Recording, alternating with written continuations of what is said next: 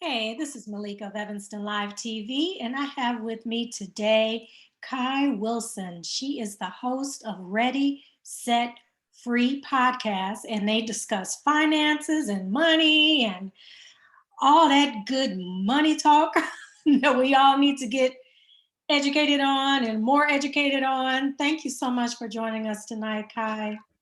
Thank you. Thank you for having me. I'm happy to be here representing Evanston. Yes, now you are joining us from Atlanta, Georgia, Yes, ma'am. but you know all about Evanston. Born and raised. Born and raised. So, what took you to Atlanta? I just have to ask. I used to live in So, Atlanta so years. I've been asked this question all the time. And the funny thing is, I've lived in Georgia 3 separate occasions. So Mm. this is trip number, or this is residence number 3. The first time I came for college. So I went to Payne College in Augusta, Georgia. Mhm. And then after that, I left and I traveled. I lived in a few different states. I came back the second time officially with American Family Insurance as a manager to open up the state here, extend our company into the state of Georgia. So that was my second time here. And a year after I had my daughter, I moved back to Evanston again with her. We were closer to our family. And so we were there again for another 5 years. And then I came back to Georgia the third time. All right, all right. So something about Georgia. I love Atlanta. Absolutely. I, I know the weather and the cost of, compared to Evanston, the weather and the cost of living, those are the two big draws. Yes, yes, yes. Now, how you and I came to actually really start talking was over the Evanston reparations. Now, your podcast, Ready, Set, Free, you all deal in money, financial matters, financial literacy. And I truly believe that initially, Evanston Reparations the vision was cash payments by Alderman Robin Rue Simmons. But somewhere along the line, I think others started having input. And just this part is me saying, I think some of those that were giving their input kind of felt like, well, Black people don't know how to handle this kind of money. So we're going to make them invest in housing. We're going to tell them what to do with their money. That's how that's how it feels. Mm-hmm. Like it was like an insult, you know. Well, and I think it was twofold. So I heard the interview that Robin gave December 8th. I can't remember who the interview was with right now, but I remember the date was December 8th. WBE. And okay, yeah, and she gave the interview, and the interviewer clearly asked, what will be included? Will it be housing? Will it be this, that, and she clearly in the interview says, no, excuse me, I don't think it should be housing. I think it should be cash payments. People should be able to spend the money however they, choose or whatever. So that was the answer she gave December 8th. Whether that's truly how she felt December 8th or not, I don't know. But that's December 8th, and here we go. What was it, March 20th or whatever was the vote? And all of a sudden, it's something new. And I found that interesting because Mayor Haggerty, during the meeting, the council meeting that day, he was like, well, this has been in the works for a year, and we've had public meetings and people could come and give their advice or whatever. And I'm thinking, well, if Robin just said on December 8th, I guess it wasn't set in stone in December, but she wanted it to be cash payments. And now we go from December just to March, and all of a sudden it's a housing program. Excuse me. So when was all the time that the public had between December 8th to the vote in March that they could come forward and voice their opinion? Well, December 8th, 2019 was when she gave that interview. Oh, it was 2019. Okay. Thank you for clarifying that. Got it. But actually, it sounds even worse because now you've had 2 years to come up with a complete plan for the rest of the thousands of Black residents as to what's going to happen with them. And there was no plan. It was only a plan for those 15 for the past 2 years. Right. So, that led to a lot of mistrust and a lot of questions. And yes, people have been asking questions since then, but it wasn't public. It was, it was kept Yeah, behind. it sounds like it was not ever public. I've not been able to find anyone that said it. I mean, I've actually know some people that were on the committee, I guess, the civilian part of the committee. I do know a few people that were on it, which is great. They were on the committee, but the public portion, like, okay, so the committee helps to make the decision, and then we roll it out to the general public, and then they respond and they put their input in. Like, that's the part I seem to be missing. So we know there was a committee, we know there was the council members that were on the board, and then we know there were some community members that were on the board, and I'm not there, so I don't know, but it seems to have missed the nucleus group and the public group. There seems to have been nobody seems to be real honest about that part, Yeah, that has been an outright lie that no one came forward and said, no, we don't want this. Yeah. It sounded dishonest when he said it. It didn't, I'm sitting, I watched the whole city council meeting, and I'm not there, like I said, but hearing what the people were saying versus what the mayor was even saying, I was like, something's not, you're saying one thing and there's a lot of people are saying something else, and there's no proof, there's no dates. Like, you've had plenty of time. Okay, well, when, you're the mayor, you're the lead. We had a meeting on October 1st. We put it in the paper. We sent questionnaires to the homes.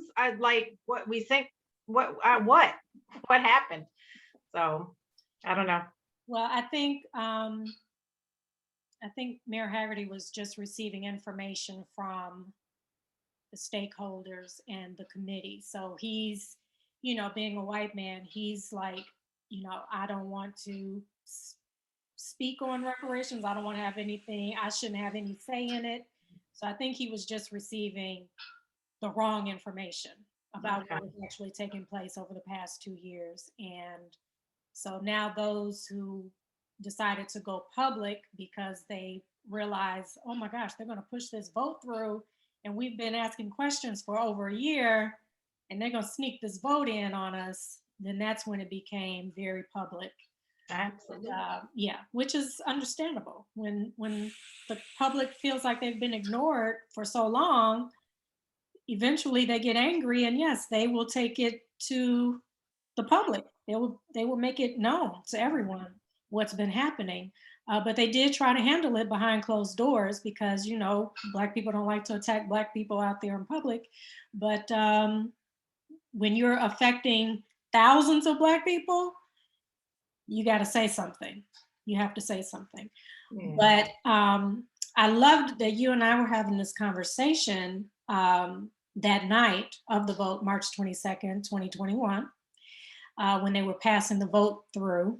And we all knew that it was going to pass through because, it makes others look like they've done something for Black people. So they wanted this as part of their legacy. It's a horrible legacy, if you ask me, but okay. A housing program, you can get that anywhere. And you being in the industry that you're in, you could get a housing program like this anywhere.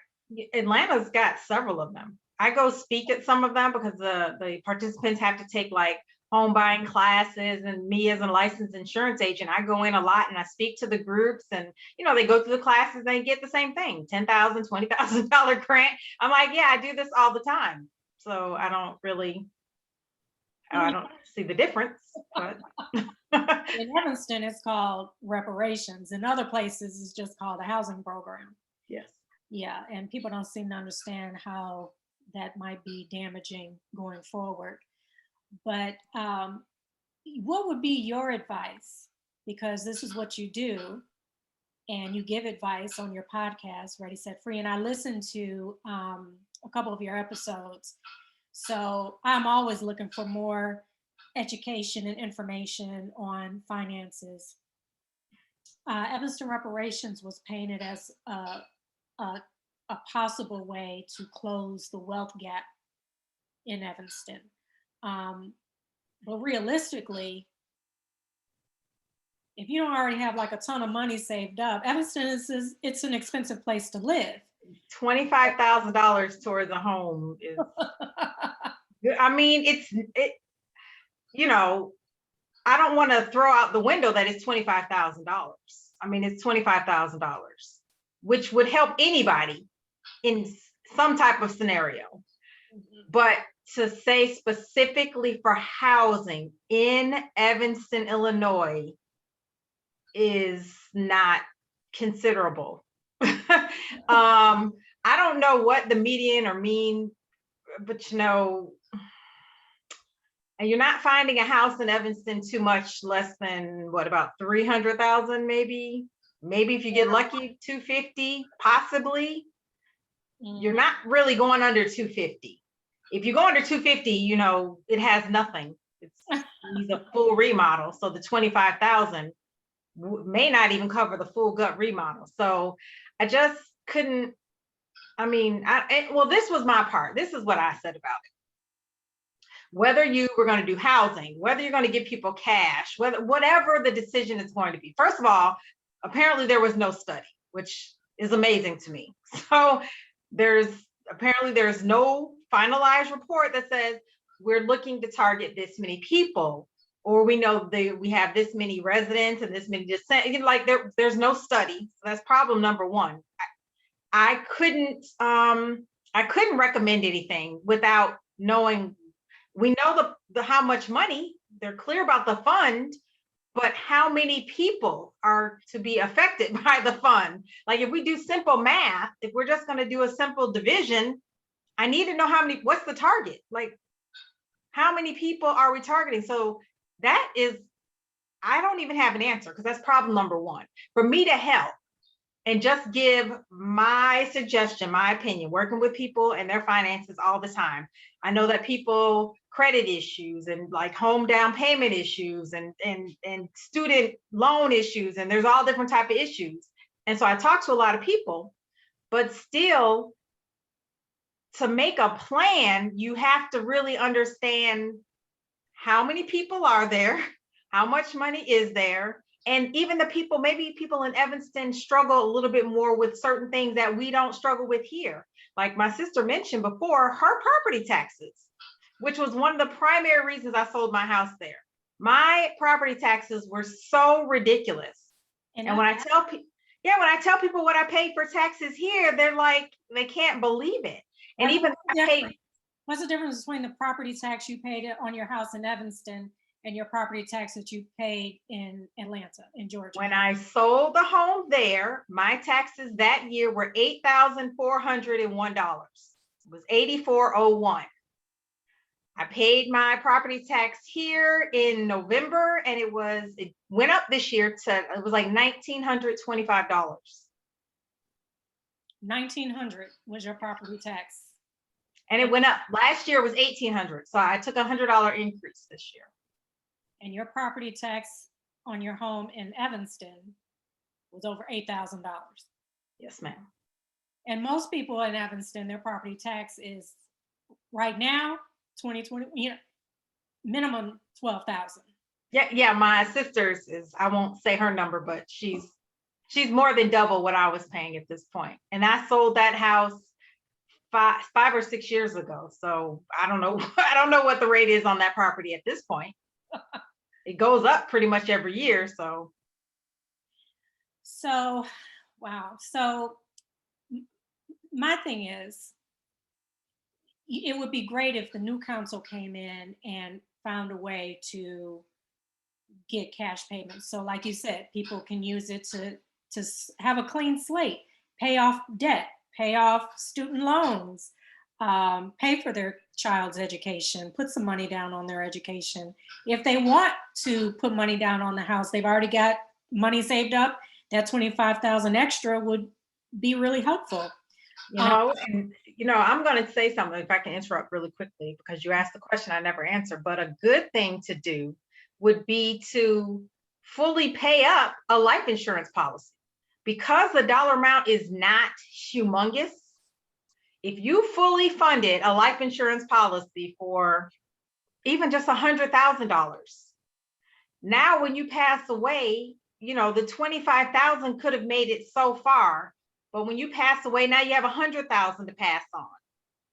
And that even grows, and then that was 100,000 that you secured for your beneficiaries that passes on tax-free. So, Evanston, they were talking about this tax issue. Life insurance benefits passes tax-free. So that would have been something I definitely did. You can double, triple your money easily. Took your 25,000 and turned it into 100,000 for your kids. Now, see, there were so many ideas that were out there. And if people were given the cash payment, just using that idea, I want cash payments. There were so many things they could have done. And what would have been great if they did the cash payment, if they were so worried about Black people mismanaging their money and don't know how to spend their money. We both like. I'm trying not to say anything. I know my facial expressions.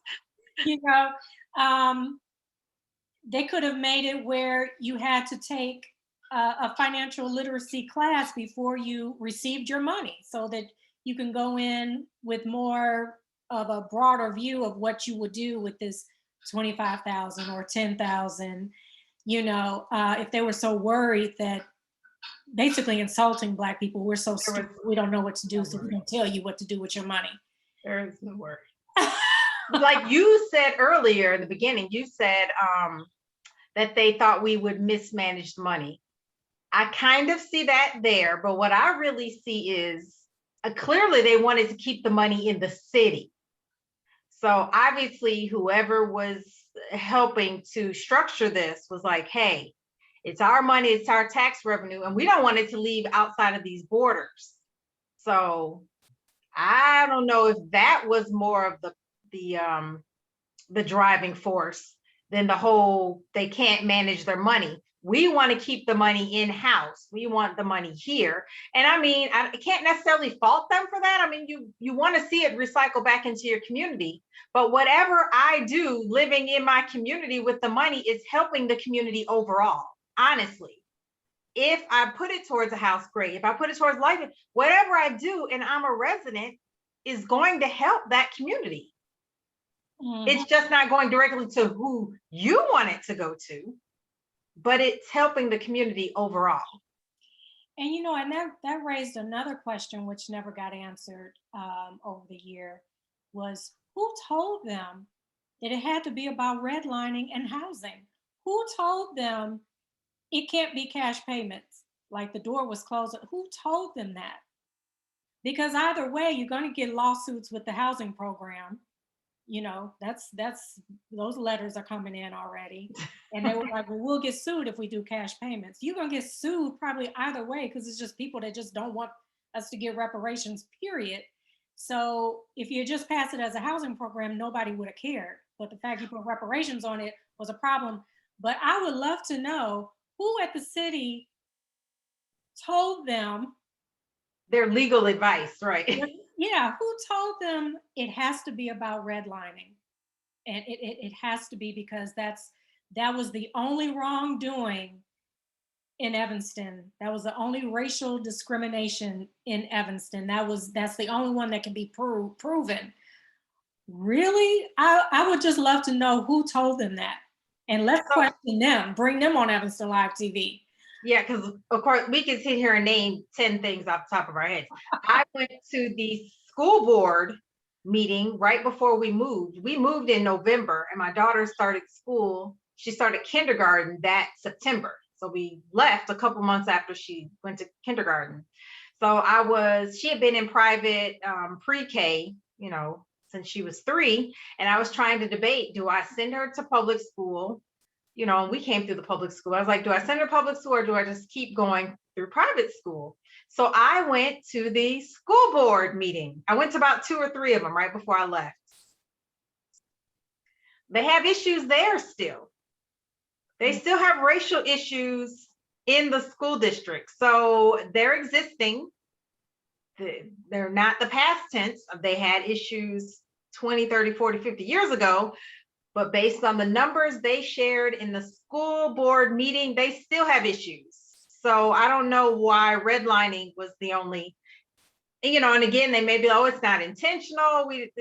Whatever it is, it's still a problem. I'm not saying who did it and how it happened. And I'm not in education, so I can't say I for sure know how to fix it either. But based on the numbers that they shared with us in the public meeting, there's a problem. And they said that there's a problem. They were aware there was a problem. So I don't know where housing and redlining was like the main factor. I don't know, because there seems to be several factors that they could have looked at. Well, they're painting it as if the redlining was the only thing that happened to Black people between 1919 and 1969. And I still don't even agree with the date 1919 and 1969. I was like, you kidding me? Can we just go pull the old laws out? I mean, there were like hundreds of laws. There was segregation. There was like, that's interesting. That's what led me to, oh, you must think we're stupid and you're going to tell us what to do with the money. That's what took me there. I was like, oh, okay, I see where we're going. Is, some Black people in leadership that think, they know better. And the white people in leadership were like, we're going to listen to just these few because they speak for everyone. And clearly they don't think Black people can handle $25,000. So we're going to follow their lead on this. That's how it looks. That's how it felt. Me being here in Evanston, that's how it felt. But so let's just there's an election coming up, thankfully. And I'm sure enough hoping that Ward 2 is got a new council person, alderman coming in, please. Let's just say that if there was cash payments, I don't know, some miracle happens and they do reparations right. And I don't know, maybe they'll listen to Trevor Noah. I don't know. Trevor Noah's like, they're adults. Give them their cash payment. It's reparations. Right. That's true reparations. So if they were to do that, what would be your advice to the Black community if say we all, 12,000 Black people got a check for, not all at once, but in tiers, this age group, then this age group, then this age group, or you lived here for this long, you lived here for this long, different tiers. What would be your advice? That's really hard to say because it's really case by case, but I would hope that everybody would take some of it, a percentage based on, what's not a pressing dire need for you, but take something and invest it. So if you want to invest in real estate, fine. If you want to invest in cryptocurrencies, if you want to invest in gold and silver, you want to invest in stocks, you want to invest in life insurance. I mean, I can name a whole bunch of things that we can invest in. Something that will hold some of the value for you, or something that you can pass on. Because, people tend to splurge, you get a check, you get really excited, you can spend money quickly. So I would hope that people would at least, if they could, invest some of it into something that will last longer than through the end of the year. And then again, like I said, if student debt is an issue, or if you need assistance on down payments, or, I have a neighbor at my office.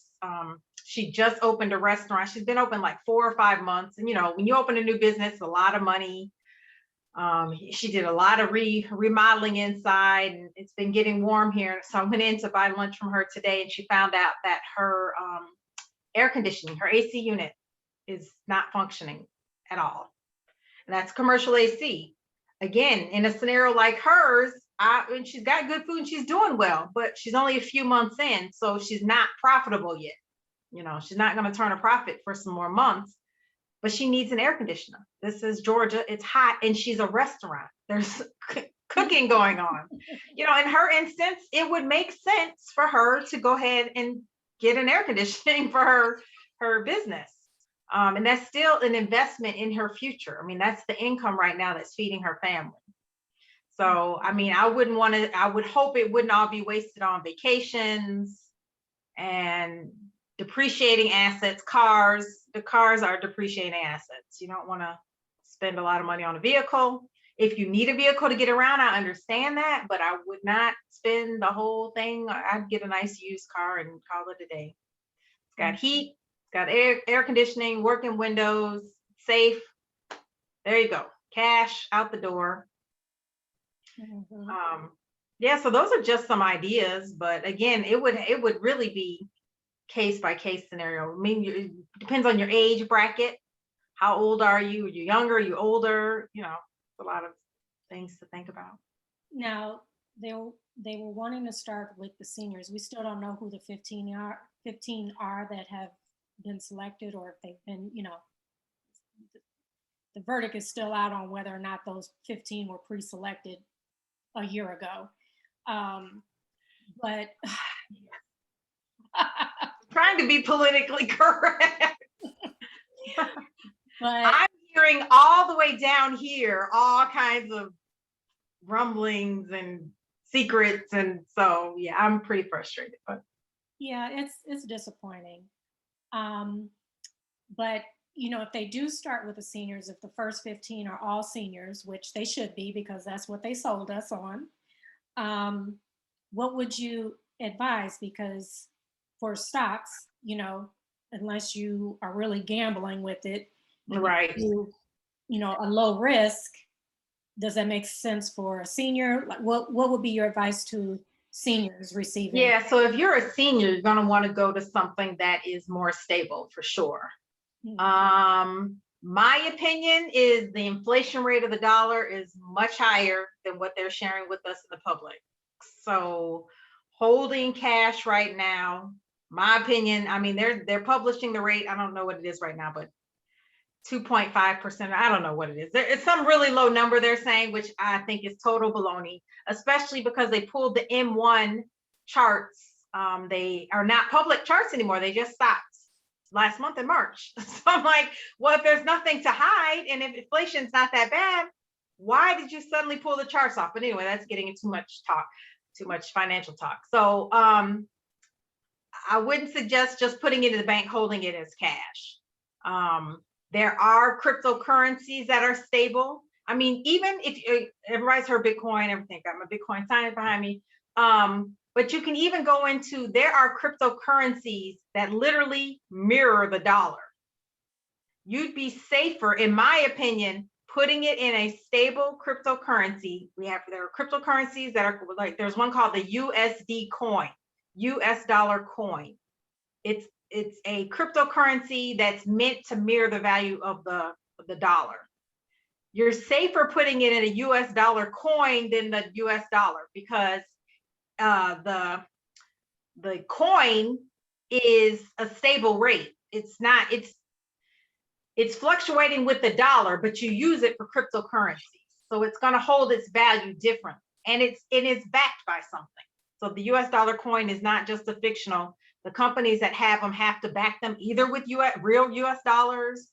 They back them with other cryptocurrencies. Some of them can be backed by gold or silver. Some of them are backed by oil. They're backed by something, where the US dollar is not backed by anything. Our US dollar is just a printed currency, not backed by anything. So it's less risk to just transfer your US dollars into the US dollar coin, and that's more stable than the US dollar itself. So there's things like that. And even gold and silver. Gold and silver, well, gold took a huge increase last year. So did silver, but gold took like a $600-700 increase last year. So that was even beating the dollar last year. So there's a lot of things that you can get into that would be better than just doing. I would not recommend a CD. I wouldn't recommend just putting it in a mutual fund. Those would not be something I would personally recommend. The bank eats up too much of the money. So people don't realize how many fees they charge. I had a client recently that had a 1-year, $1,000 CD with the bank. And she took one of my classes. At the end of the class, she said, hey, I've got a CD coming up and I don't need the funds. I want to move it. And so she said, would you help me move it into Bitcoin? Great. We moved it. She didn't need the funds. When the bank returned her $1,000 CD to her that they held for 12 months, they gave her $1,005 back. Wow. She made $5 for the entire year. Wow. Ridiculous. Mm. My daughter found a $20 bill on the ground. I was like, my daughter made more than you did with no investment. So yeah, there's a lot of things that are more stable. Gold and silver, like I said, stable coins, or even there's other cryptocurrencies that are not as volatile, but get a little bit more interest. What else would I say? Senior.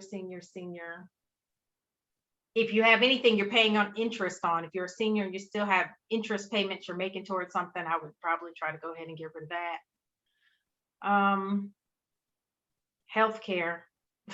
My episode that's running this week was all about senior care, and my sister and I are both, caring for our aging parents at this point. So that's a whole nother.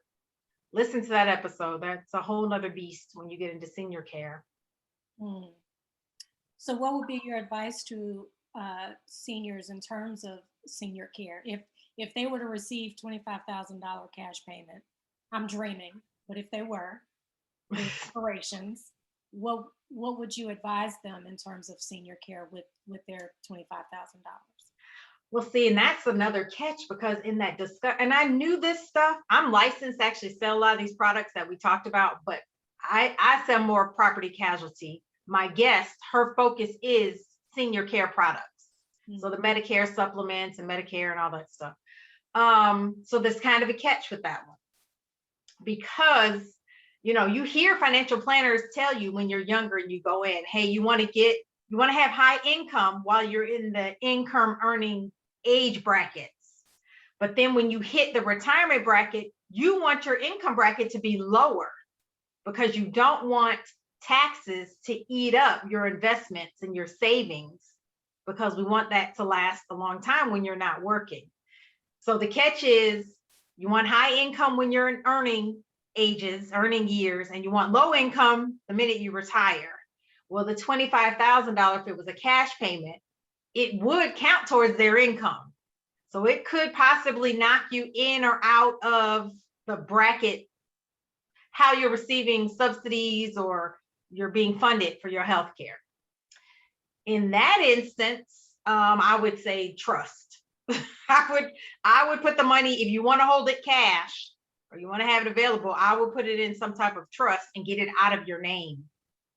So if you have a living trust, a family trust, or something like that, I would, you need to talk to an attorney. I don't know if it's just technically donating it to the trust or willing it already to, I'm not sure what the legal word would be, but I would move it over to the trust, so it's not counting against you as income, where you may lose some of your senior subsidies and benefits that you've been receiving. And with the trust, you can put your home in the trust. You can put it home, car, assets. You can put everything. All your valuables can be owned by the trust. Yes. Now, for those who aren't in the senior category yet, say they're between 35 and 45, what would be your advice if reparations was real and they got $25,000? That age, I definitely would say fund a life insurance policy. So, people who are risk adverse, fund a life insurance policy. Fortunately or unfortunately, I don't know how to say it, but the uber wealthy, what a lot of people don't realize is that is a very popular tool that they use. When you have estates and the estates pass on to the beneficiaries, you have estate taxes. Now, that number has been reduced dramatically. That was something that President Trump did when he was in office. So he reduced the rate. I think he reduced the rate, and as well as I believe he increased the threshold as well. So he gave them a 2-4. But when you pass on estates, if you have just a typical estate that you pass on to somebody, you don't have any special provisions set up, you have to pay estate taxes. And that estate taxes are a percentage of the value of what that estate is. And they want hard cold cash. So if you're passing on a paid for home, $300,000 value, 100% paid for, going to a child, whatever the estate, I don't know what the rate is right now. Like I said, he changed it, but you have to pay the government. If it's 10%, you have to pay them 30,000 is the estate transfer tax. People who have large estates, they buy life insurance specifically to pay those estate taxes, so that when they pass away, that home can go to the child, and the life insurance policy pays that $30,000 to the government.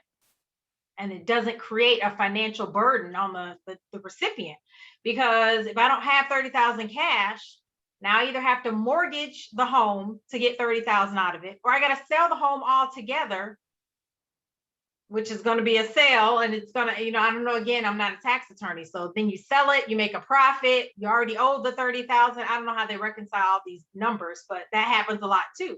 People end up selling the property because they owe the estate taxes on it. They can't afford the estate taxes.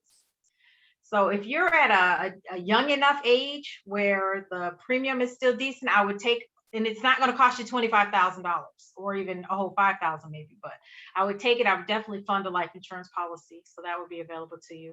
And if you're in, I think you said like 35 to 45 or something like that, I definitely at that age would invest it. You could turn that money pretty quickly. Take a little bit to splurge, take your $1,000 out cash, or, whatever. You've got to take the vacation, or you've just been eyeing whatever you've been wanting to buy. I don't want people to deprive themselves. Go ahead and take a little piece of it off and let it be your splurge money, your shopping money, or whatever, if you need to do that. But I would invest some. I would definitely do life insurance. I would build up my portfolio. That's what I would do. Unless there's an urgent need for something else, I would build up my portfolio.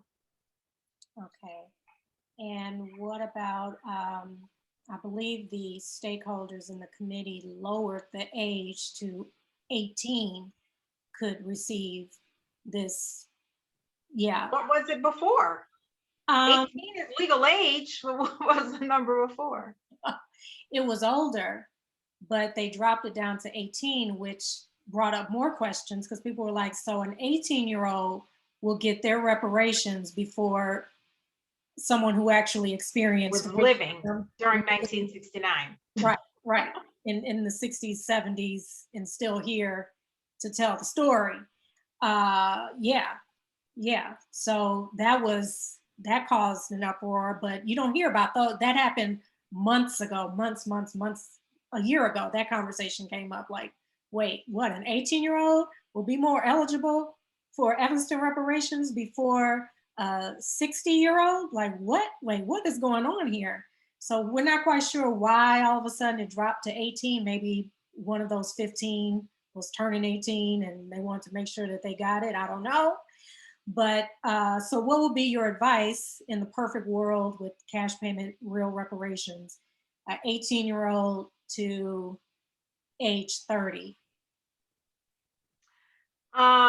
If it's a desire, because something else we've suffered from is being able to get capital from the banks. So if it is a desire of somebody in that age group, because it's not for everybody, but again, business funding, because I that's another thing I deal with a lot. A lot of people come to me, they want to know, or they want information on how to build business credit, how to get a business loan. So, and because of, like 30s right now, probably the early 30s, they were coming out of school at the last depression, or the last, what do we call it? The housing crisis, or whatever it was called. So because the people in that age group are were coming out of schools at that time, either high school or college, there weren't jobs available. Remember, a lot of jobs were gone just like now. And, they had to make their own jobs, make their own companies. So in that age group, if they wanted to, that would be a good start for capital for a business if they want to do it. Of course, it's always good for education. Again, for me, I'm a firm believer that college for me is only worth so much money. That's just my personal opinion. I don't know about these degrees for $100,000, $200,000. Not for me. I don't know what job I'm going to get with a $200,000 loan that's going to make up that difference. But, a reasonable amount for college, if that's, something that you want to do as well. And then with them, again, investments. And at that age, you can be more aggressive. You have time to be more aggressive. You wouldn't want to put it all into all aggressive type funds or risk. But at that age, you could do 50% or 33%. Mhm. Now, people get, and I got to let you go soon. This has been a great conversation. People get intimidated by cryptocurrency and just investing, period, in stocks. It's a fear. And people are hearing more about like Robinhood now, like these apps. What are your thoughts on like Robinhood, people starting out with an app like that, and learning that way slowly but surely, and then they get a little more aggressive with it? Yeah, I mean, you could always you want to start with a low investment. Okay. So if you want to do it yourself, you can listen to my podcast. I've got episodes on there. I've had expert investors that have come on several times. They give you tidbits. They do personal coaching. I do personal coaching. You can always start with one or two and just a small amount and just try it out. See if you like it.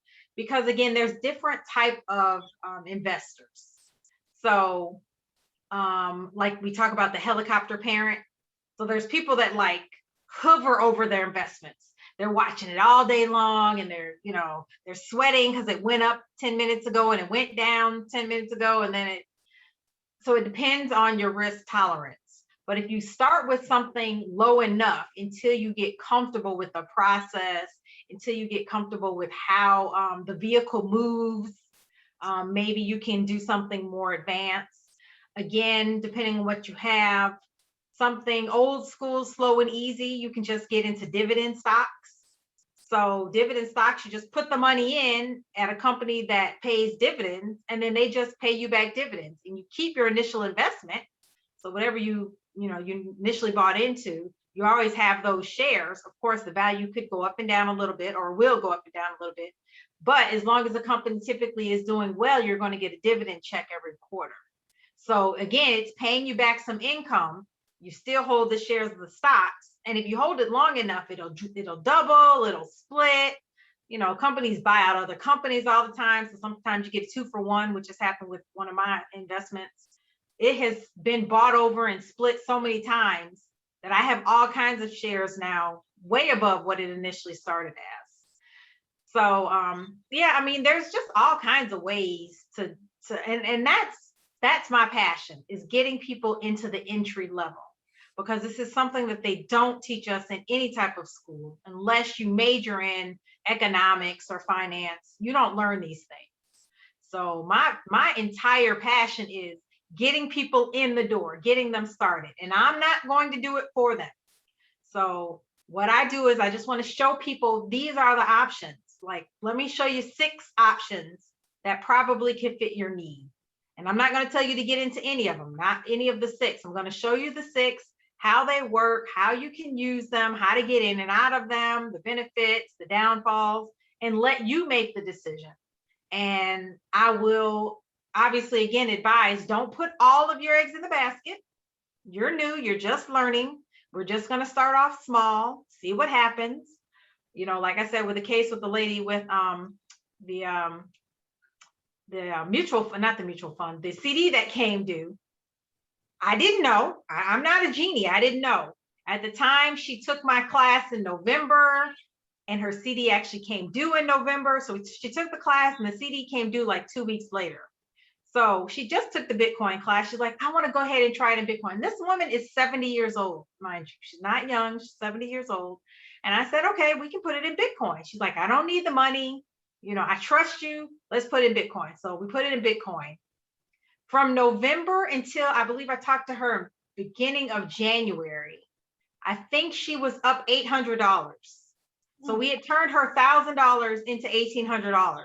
And so she called me on the phone. She was out the country. She called me on the phone and she was just like, I cannot believe it. And because she's out the country, she doesn't have access to her account as easily because her IP address is outside of the United States. So it's hard for her to get in. So from the time we put it in until I talked to her in January, she'd never looked at the account.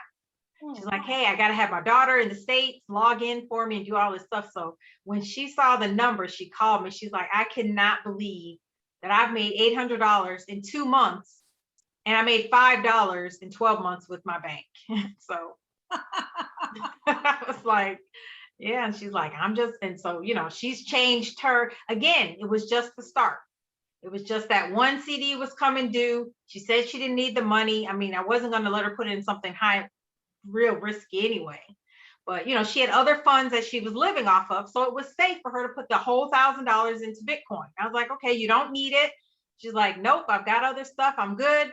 Tell me where to go. Should I just go to Bitcoin? Let's just go to Bitcoin because you don't have to do anything. You don't have to move it in and out. You don't have to buy low, sell high. You don't have to do any of that.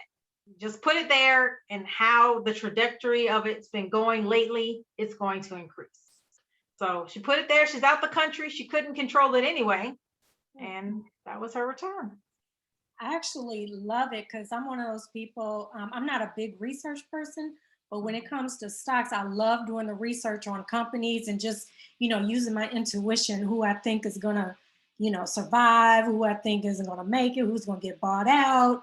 I mean, it's actually fun. It's actually fun. It is. It's interesting to learn the inside mechanics of some of the businesses. Yes, yes. Well, Kai, this has been great. And please tell people about your podcast and about your classes. Okay, so my podcast is Ready, Set, Free Podcast. The website is readysetfree.me, readysetfree.me. If you want to contact me, you can contact me there. I post classes. The easiest place for me to post the classes where it actually goes out is on my Ready, Set, Free Facebook page. So I put it on Facebook and I put it on the Instagram, and they're both Ready, Set, Free. I know I have an intro to Bitcoin class. I think not this weekend because this is Easter weekend. Next Saturday, I have one, I believe at 11 or 12 o'clock. So I've already scheduled. I need to put it on the website, but it'll be there soon. And then I have an intro to altcoins. So you have Bitcoin, and you have altcoins, and I'm developing more material as we speak because I get a lot of questions now for more classes. So I'm developing more classes. And then I do just one-on-one coaching, if that's something you want, just trying to help people, like I said, get your portfolio together. Are you on target to hit what you're planning to hit? Like I've met with a couple people that are older. So they have robust portfolios, but do they need to be adjusted? So are you still in high risk when now you're a little older? Maybe we should move it over into something else. I love it. Thank you so much, Kai. And see, people know what to do with them. All you got to do is just get educated, talk to a few people. We could have had cash payments. It doesn't matter if people knew what to do with it or not. It's irrelevant. That's totally irrelevant. If I want to use it as toilet paper, that's my business. I mean, I just know that. You can't do that. You can't tell somebody how to use what is theirs. You can't come in my house and tell me how to cook my food. You can't come into my office and tell me how to arrange my furniture. You can't tell me how to spend my money. People are going to waste it. Some people will waste it intentionally and accidentally. But that's their prerogative. Exactly. That's it. we're humans, we're adults, and we have free will. So, Exactly, exactly. Well, I think during this whole year or 2 years, they're saying we've been planning this for 2 years. 2 years, you came up with bank loans. Black people got to pay back their reparations. So just in this 2 years, this 1 year, it could have been classes during part of those reparation meetings on what to do when the money comes and designing it to each person so each person can get prepared, whether could have they're been a tier study. one or tier two or tier three. Yes, and surveys that go out that actually finds out what the needs are, not forcing them to pick either a bank loan, home improvement, or pay down on their mortgage. Those were your only three options on the survey. They gave you no other options, and you couldn't even complete the survey unless you picked those three options. So yeah, I'm like, you could have found out so much about what's going on in the Black community. This talk of closing the wealth gap, you could have found out so much had you opened that survey up and found out where people were, where they are in their financial literacy. And you can't judge a person just on where they are right now. I mean, we're in COVID pandemic, people have lost jobs. You can't really judge them on bad decisions that they've made. And that, You can't. that makes it worse because we are in COVID. So some people, like I said, I'd love for everybody to invest every dollar, but again, it's household to household. Mhm. Some people really need the money. Mhm. Some people really need the money. They're not going to be able to qualify for a house because they're behind on their rent. I mean, it doesn't make any sense at all. Mhm. Mhm. Yeah, I think it's important to really get out there and do the research, do the research and connect to the community and find out where they are. And people are in different places. You just don't know where people really are. And in talking to one alderman, I swear this particular alderman was like thinking, what is there, like 5 people struggling during the pandemic? I'm like, anyone you pass by on the street right now has been impacted by the pandemic on some level to some degree. So to They think it's thought there only was a 5 handful of people. people struggling, are you kidding me? It was such a disconnect between what's actually real happening in our community. And Yeah, but that's more than a that was pure ignorance. Because you can I read the articles and they have I mean, they just extended the moratorium on evictions and foreclosures. And of course, I always go to the Georgia stats and I go to Illinois stats. Georgia, I want to say was 48%, I believe. 48% of renters in Georgia are behind on their rent. Chicago was very close to us. I think maybe, well, not Chicago, but Illinois was at like 46%.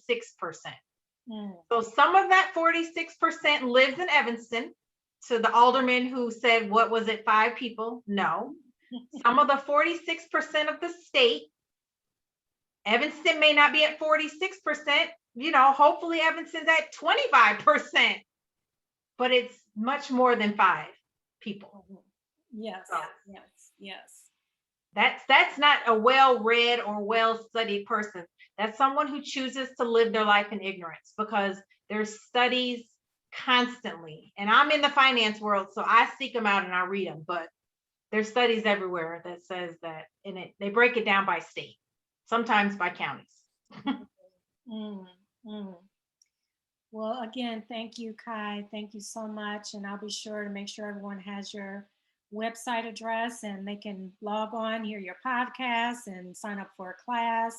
I've learned a lot. I hope everyone out there has learned a lot just from this conversation, whether we get real reparations someday or not. I think she's an Evanstonian, though she lives in Atlanta, but she's an Evanstonian in her heart, born and raised. Yes, I'll be there next month for high school graduation.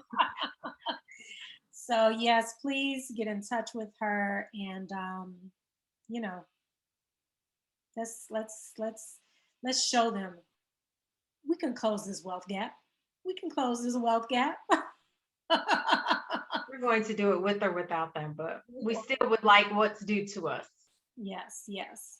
And there is such thing as house broke. So people get in a house and they can't afford it. House You're poor. really done. House poor. House poor. There is such a thing as house, I call it house broke. House Same. poor. So real estate isn't always the way to go to close a wealth No, gap. Actually, no. it's more debt to actually. But okay, thank you so much, Kai. And Thank you for having me. I I appreciate it. definitely have you back. Definitely. I had a great time. Thank you for having me. My ties to home, I appreciate it. Yes, yes. All right, you all, this is Malika, Evanston Live TV, and you all please be sure to stay tuned. We're still in the midst of this election. It's getting heated. Please, you all get out and vote. It's important that we put the right people in these seats. And as you can see, I mean, there's a disconnect, people. There's people on the council who do not live in the reality, do not communicate with the community.